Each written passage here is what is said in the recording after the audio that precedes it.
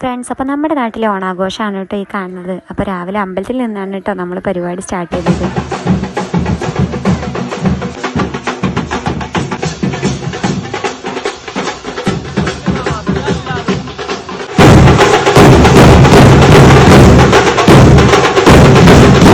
പിന്നെ ഒരു സദ്യയൊക്കെ കഴിഞ്ഞതിന് ശേഷം നമുക്ക് കുറച്ച് പരിപാടികളൊക്കെ ഉണ്ടായിരുന്നു കേട്ടോ. വടംവലി അതെല്ലാവരും ഉണ്ടായിരുന്നു കേട്ടോ.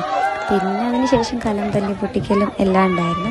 അതൊക്കെ കഴിഞ്ഞ് വൈകുന്നേരമാണ് കേട്ടോ ഏകദേശം പരിപാടിയൊക്കെ കഴിഞ്ഞപ്പോഴത്തേക്ക്. എന്തായാലും അടിപൊളിയായിട്ടുണ്ടായിരുന്നു.